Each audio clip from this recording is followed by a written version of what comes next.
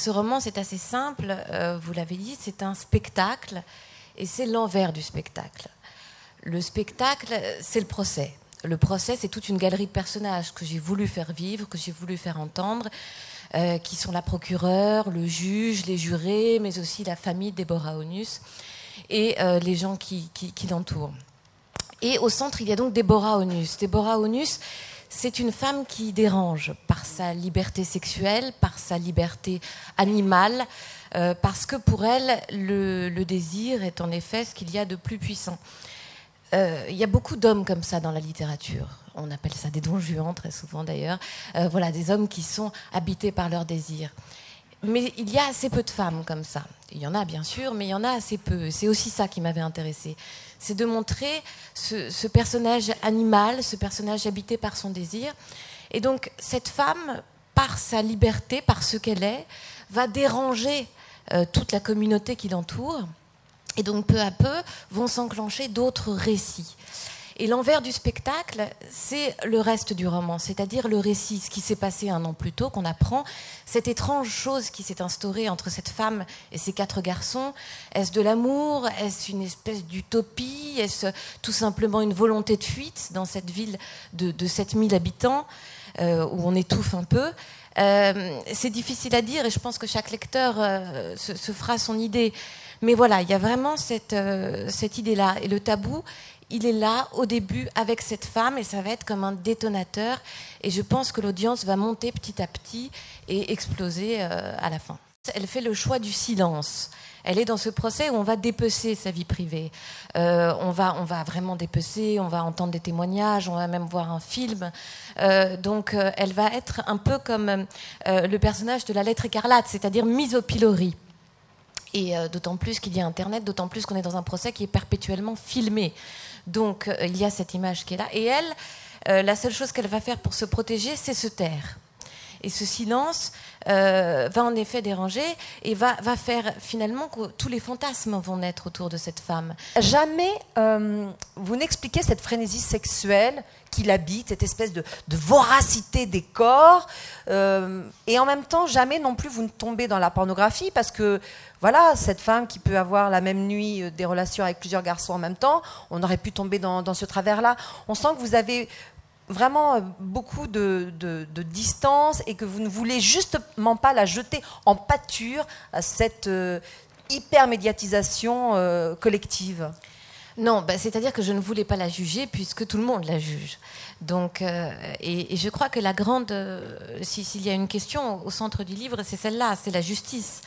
Et la possibilité de juger l'autre, celui qui nous est donné à voir. Et Dieu sait qu'on vit dans une époque où tout le monde nous est donné à voir dans ce qu'il a de plus intime. Et c'est pour ça d'ailleurs qu'Internet joue un grand rôle dans le roman, et notamment Facebook. Et donc je ne voulais pas rajouter mon propre jugement. Et c'est vrai qu'elle reste mystérieuse, alors que pourtant on sait tout d'elle. On sait tout d'elle, on sait quelle mère elle est, on sait quel professeur, elle est professeure de mathématiques, on sait quel professeur de mathématiques elle est, on sait quel enfant elle est, on sait tout d'elle, et pourtant elle demeure rétive à l'interprétation. Quand j'ai découvert l'existence de ce fait divers il y a 2 ans dans un quotidien, j'étais très en colère. J'étais très en colère parce que c'est vrai, l'idée qu'on puisse juger l'intimité d'une femme, qu'on puisse saccager la vie d'une femme dans un tribunal, puisque quelle que soit l'issue, elle est saccagée, c'est quelque chose qui m'avait mise en colère, en effet, mais qui m'avait aussi interrogée. J'étais fascinée par le mystère d'une communauté qui se retrouve et qui va juger une femme. Il y a malgré tout quelque chose de très américain. Il y a cette loi de 2003 qui a été votée et qui fait qu'on peut juger au pénal une femme pour ses affaires. En France, c'est impossible. Je m'étais posé la question de transposer le fait divers en France. C'est impossible. Il n'y a pas cette menace pénale.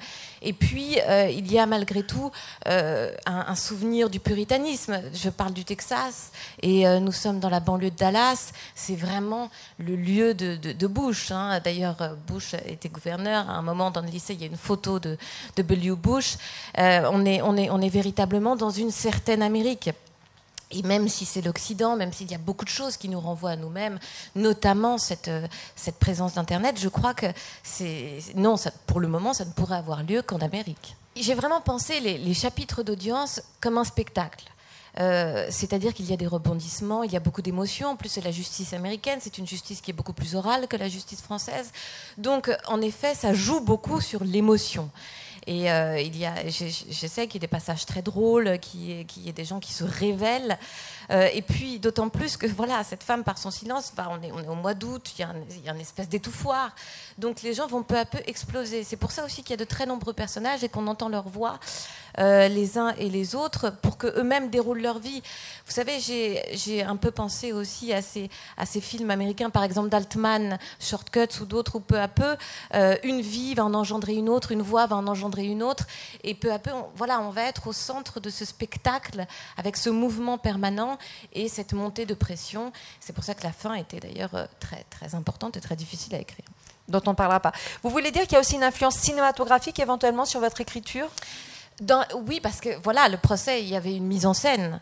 La mise en scène était très importante. C'est quelque chose de très ritualisé. Donc oui. Et puis je me suis beaucoup intéressée à la littérature américaine et au cinéma américain. Donc il y a quelque chose dans cette mise en scène. Après, ça ne pourrait pas être un film, pour une raison évidente, qui est que comme il y a ce récit, il y a ces différentes voix, il y a ces différents esprits qui se confrontent, seul le roman pouvait faire ça. Le film forcément nous réduirait à 1 ou 2 ou 3 points de vue, mais sans aller dans le cerveau véritablement des gens qui jugent.